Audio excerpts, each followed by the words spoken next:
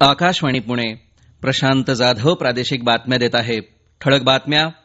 भविष्यात तयार होत असलेल्या शहरांवर काम करण्याची आवश्यकता असल्याचं पंतप्रधानांचं प्रतिपादन. राज्यात कोरोना रुग्णसंख्येत वाढ. गेल्या 24 तासात आणखी 45 रुग्ण आढळले. रत्नागिरी जिल्ह्यातल्या पूर्णगड सागरी पोलीस ठाण्याच्या हद्दीतल्या 13 बांगलादेशी नागरिकांचं प्रत्यार्पण. आणि नैऋत्य मान्सूननं केला भारतीय उपखंडात प्रवेश.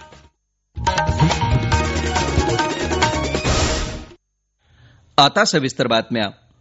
जागतिक मानकांनुसार राज्यांना सर्व सुविधा तसंच पायाभूत सुविधांची पुरवठा करून प्रत्येक राज्यात किमान एक पर्यटन स्थळ विकसित करण्याचे आदेश पंतप्रधान नरेंद्र मोदी यांनी दिले आहेत. काल नवी दिल्लीमध्ये नीती आयोगाच्या नियामक परिषदेच्या 10व्या बैठकीच्या अध्यक्षस्थानावरून ते बोलत होते.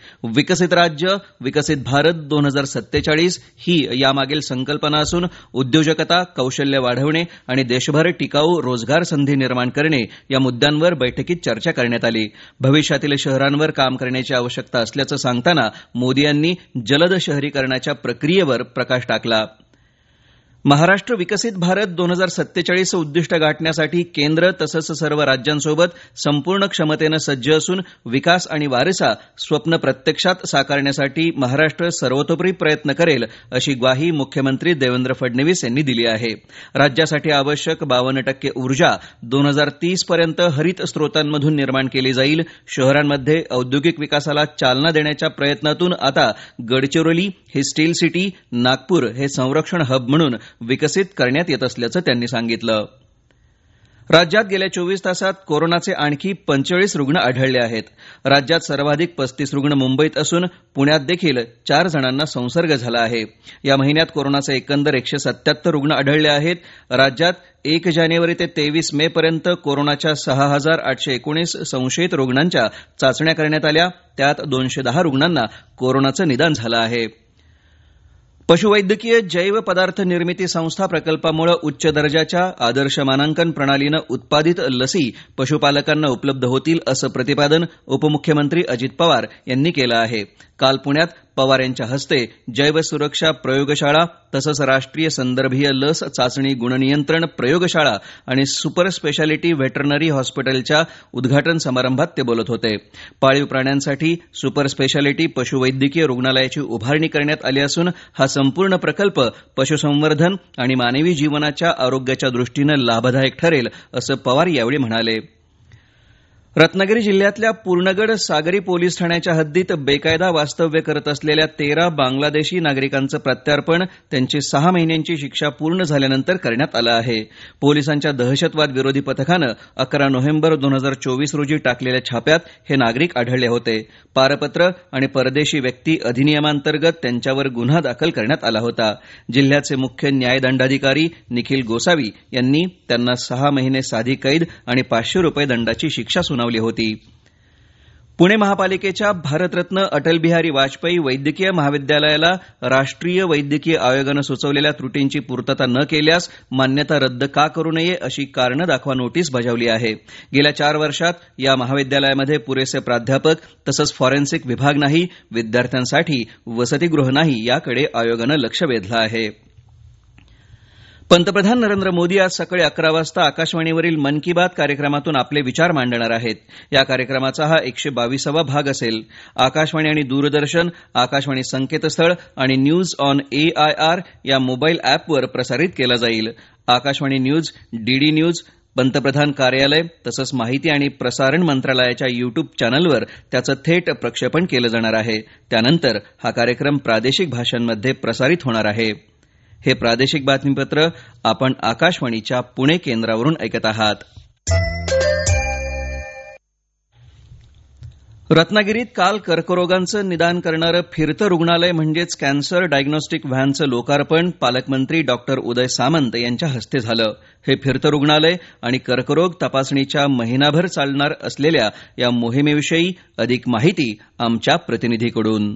कॅन्सर हे नाव ऐकलं तरी भीती वाटते. कर्करोग भीतीदायक असला तरी त्याचं निदान लवकरच्या टप्प्यात झाल्यास त्यावर मात करता येऊ शकते. म्हणूनच प्रामुख्याने ग्रामीण आणि दुर्गम भागातल्या नागरिकांना डोळ्यांसमोर ठेवून रत्नागिरी जिल्हा आरोग्य विभागामार्फत अत्याधुनिक कर्करोग निदान व्हॅन अर्थात फिरत्या रुग्णालयाची व्यवस्था करण्यात आली आहे. 26 मे ते 28 जून या कालावधीत ही कर्करोग निदान व्हॅन सर्व तालुक्यांमधली ग्रामीण रुग्णालय, उपजिल्हा रुग्णालय आणि प्राथमिक आरोग्य केंद्रांवर जाणार आहे. कर्करोगाविरुद्धच्या लढ्यात लवकर निदान ही अत्यंत महत्वाची बाब आहे. त्यामुळे 30 वर्षांवरच्या सर्व नागरिकांनी कर्करोग निदानाची ही मोफत तपासणी करून घ्यावी असं आवाहन जिल्हा शल्यचिकित्सक डॉक्टर भास्कर जगताप आणि जिल्हा आरोग्य अधिकारी डॉक्टर अनिरुद्ध आठले यांनी केलंय. आकाशवाणी बातम्यांसाठी अनिकेत कोनकर, रत्नागिरी. यावर्षी नैऋत्य मान्सूननं भारतीय उपखंडात लवकर प्रवेश केला आहे. तो केरळमध्ये काल म्हणजे 1 जूनला होणाऱ्या त्याच्या सामान्य आगमनाच्या 8 दिवस आधी पोहोचल्याचं भारतीय हवामान विभागानं सांगितलं. काय आहेत त्यामागील कारणं? एक वृत्तांत. यापूर्वी 2009 मध्ये 23 मे रोजी मान्सून केरळमध्ये दाखल झाला होता. यावर्षी तो लवकर येण्याच्या कारणांची मीमांसा हवामान विभागानं केली आहे. 3 प्राथमिक निर्देशांकांच्या आधारे केरळमध्ये मान्सूनचं आगमन घोषित केलं जातं. सलग 2 दिवस किमान 14 हवामान केंद्रांवर किमान 2.5 मिलीमीटर पाऊस, 600 हेक्टोपास्कलपर्यंत पसरलेले खोल पश्चिमेकडील वारे आणि 200 वॅट प्रति चौरस मीटरपेक्षा कमी लांबीच्या लॉंगवेव्ह रेडिएशन मूल्यांमध्ये घट हे ते निर्देशांक आहेत. कोकण गोवा किनाऱ्यावरील एक स्पष्ट कमी दाबाचा पट्टा काल कमी दाबाच्या तीव्र पट्ट्यात रूपांतरित झाला आणि तो रायगडजवळ धडकण्याची अपेक्षा आहे. अरबी समुद्रात आधीच वादळी वारे आणि जोरदार मान्सूनचे प्रवाह वाहत होते. यावर्षी हवामान विभागानं पाऊस सामान्यपेक्षा जास्त म्हणजे 880 मिलीमीटरच्या दीर्घकालीन सरासरीच्या 105% असण्याचा अंदाज व्यक्त केला आहे. एल निनो, दक्षिणी दोलन आणि हिंद महासागर द्विध्रुव हे 2 प्रमुख सागरी प्रभाव सध्या तटस्थ अवस्थेत आहेत. परिणामी मान्सूनच्या हालचालीला पाठबळ मिळण्याची शक्यता आहे. 29 मे ते 4 जून दरम्यान मान्सून दक्षिण द्वीपकल्पीय आणि ईशान्य भारतातील उर्वरित भागांसह पूर्व आणि मध्य भारतातील अतिरिक्त भागात पुढे जाण्याचा अंदाज आहे. मान्सूनची लवकर सुरुवात देशभरातील शेती, जलसंपदा आणि आर्थिक स्थिरतेसाठी महत्वपूर्ण असलेल्या 4 महिन्यांच्या पावसाळी हंगामाच्या सुरुवातीचा संकेत आहे. आकाशवाणीच्या बातम्यांसाठी मनोज क्षीरसागर, पुणे. सिंधुदुर्गात कालही पावसाचा जोर कायम होता. या पावसानं महावितरणचं 53 लाखांचं नुकसान झालं आहे. जिल्ह्यातले सर्व घाट मार्ग सुरळीत सुरू असल्याची माहिती आपत्ती विभागानं दिली असून जिल्ह्यातली 414 गावं प्रभावित झाली असून त्यातल्या 383 गावात वीज पुरवठा सुरळीत करण्यात आला आहे. रत्नागिरी जिल्ह्यात पावसाचा जोर काल कमी झाला. सांगली जिल्ह्यात मात्र पालेभाज्या आणि फळबागांचं नुकसान झालं असून कृष्णा नदीच्या पाणीपातळीत वाढ झाली आहे. शेतीला प्रोत्साहन म्हणून शेतीमध्ये भांडवली गुंतवणूक करण्यासाठी दरवर्षी 5,000 कोटी रुपये याप्रमाणे पुढील 5 वर्षात 25,000 कोटी रुपये देण्याचा निर्णय राज्य शासनानं घेतला आहे. कृषीमंत्री माणिकराव कोकाटे यांनी काल पुण्यात ही माहिती दिली. प्रगतशील आणि प्रयोगशील शेतकऱ्यांच्या परिसंवादात बोलताना त्यांनी ही माहिती दिली. क्रिकेट. भारतीय क्रिकेट नियामक मंडळाच्या निवड समितीनं पुढच्या महिन्यात होणाऱ्या इंग्लंड विरुद्धच्या क्रिकेट कसोटी मालिकेसाठी काल संघाची घोषणा केली. शुभमन गिलची भारतीय संघाचा कसोटी कर्णधार म्हणून निवड झाली आहे. 5 कसोटी सामन्यांच्या मालिकेतील पहिला सामना 20 जूनपासून लॉर्ड्सवर होणार आहे. विराट कोहली आणि रोहित शर्मा यांच्या कसोटी निवृत्तीनंतर एका नवीन युगाची अपेक्षा असून करुण नायर या फलंदाजानं तब्बल 8 वर्षांनंतर कसोटी संघात पुनरागमन केलं आहे.